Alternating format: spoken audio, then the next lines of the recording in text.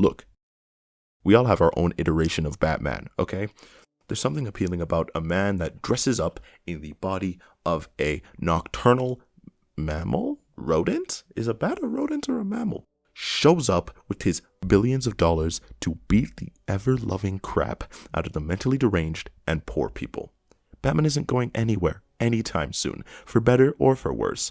Other than having multiple films and series, The Dark Knight and his ever-expanding mythos are here to stay. And guess what? We're getting a new one. Batman oversaturation is at times frustrating, especially with how expansive DC's universe is and how bad certain decisions can be. I thought it would be nice to look at some stories, one of which has been set by Christopher Reeves to be an inspiration for the film. I relented on including Long Halloween, based on my own reasons, mainly because I believe that it and its sequel, Dark Victory, deserve a video on its own. These stories don't only focus on a young Batman fighting crime, though, also delve into the head of Bruce Wayne, Gotham, his enemies, his friends, his identity, and whether or not it is truly okay to beat up the poor for the sake of justice. Let's dive into it, shall we? Starting with Batman Year 1. In 1985, DC Comics created Crisis on Infinite Earths, an insane company-wide crossover that revamped its own universe and killed off beloved characters to offer a fresh start. This fresh start also meant that there needed to be new origins. Luckily, DC had signed Frank Miller on a contract. Frank Miller, at this point, was widely known for bringing really good lawyer Matt Murdock, aka Daredevil, to main audiences, turning a former BT hero into his namesake, a man without fear. DC said, let's hire him to make a Dark Knight series, which is one of their few good decisions. And, well, The Dark Knight Returns. That's self-explanatory. Come on now. We've all heard of it. In Miller's contract was also an all-new origin story for good old Batsy. He didn't have to write and draw this series, as David Mazzucchelli, who had previously worked with Miller during the Daredevil story, Born Again, offered his services. Them, along with Mazzucchelli's wife, Richmond Lewis, Todd Klein, and Dennis O'Neil, Batman Year 1 was made.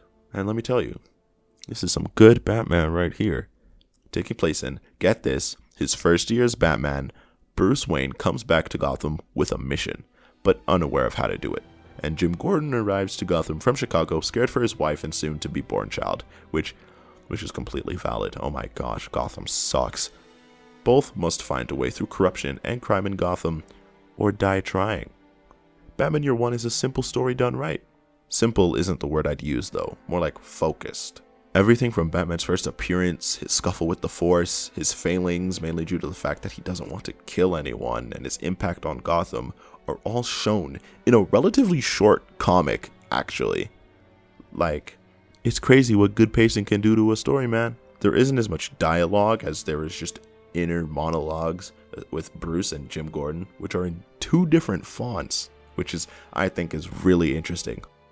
The focus and storytelling just allows them to show the early days of Batman without the need to be any more ambitious than they should. But they also represent the early days of one of the most iconic heroes of all time. There's a reason Year 1 is used so often. There's a reason Year 1 seems timeless. David Mazzucchelli's art is really good, and Richmond Lewis coloring is fantastic. It creates a bleak, dark atmosphere. Even in day, Gotham City still feels hopeless. I love Year 1, and to many, Year 1 is their first year Batman story. Another one I want to talk about, mainly because its main villain is the exact same as the movies. DC has a reputation of making some really weird decisions.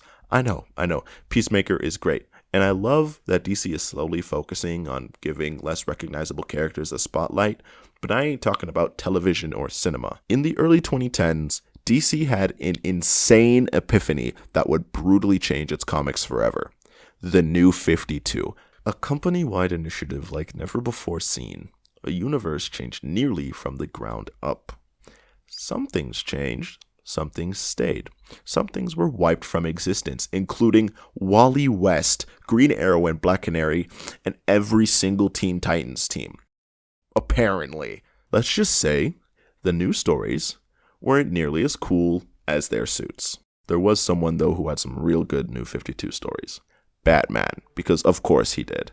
At this point, I'm convinced that him and the Bat family might be like the only side of the universe that DC actually cares about.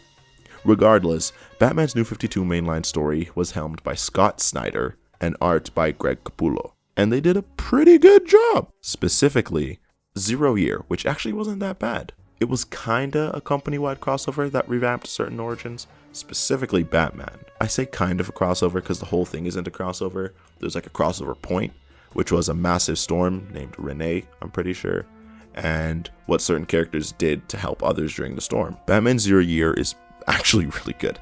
It focuses, just like Year 1, on a young Bruce Wayne who has returned from Gotham, but he completely focuses on his vigilantism. Vigilantism. Unlike Year 1, where he essentially enters through the front door and continues to act like a reckless young billionaire archetype, he stays in hiding, choosing to fully embrace his own darkness. Alone, because he's weird like that.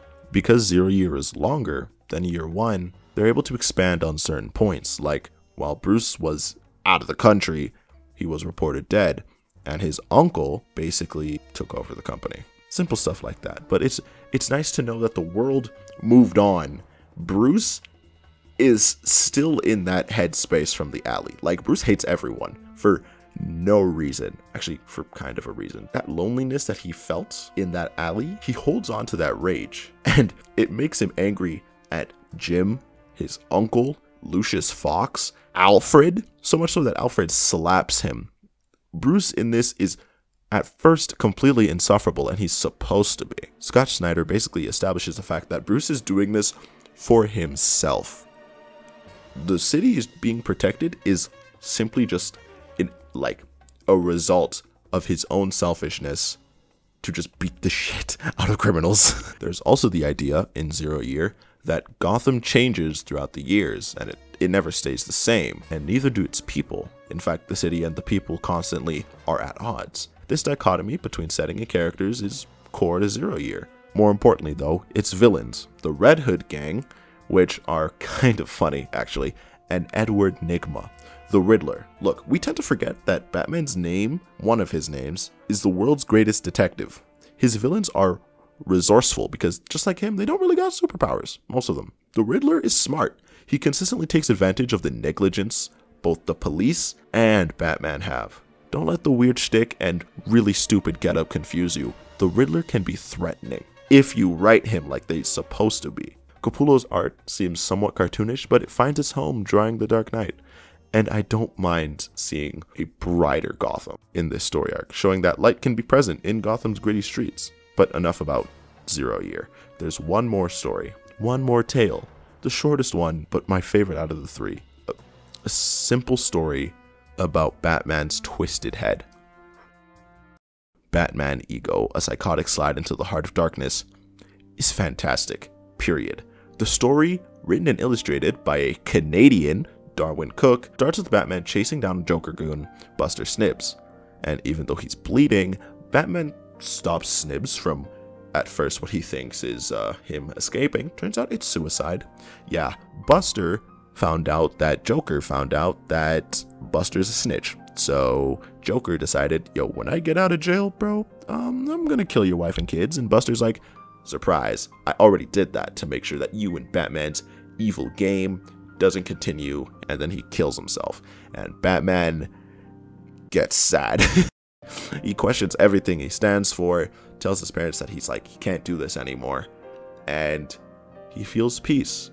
Until, like most of us, his sleep paralysis demon shows up. Ego is a look into the psyche of Bruce Wayne and Batman as they find themselves at odds. However, Batman isn't the name of the mysterious figure who haunts him. No, it's fear. That right there. Fear has always been inside of Bruce since the minute he saw death for the first time.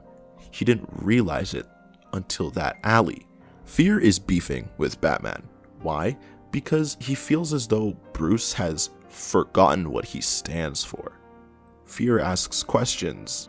Is it better for all parties that Batman is alone? This bottle of rage and fear, the Batman, should the people be supporting this? Should the alliance with Gordon exist? Should this loneliness bring children into a bloody fight?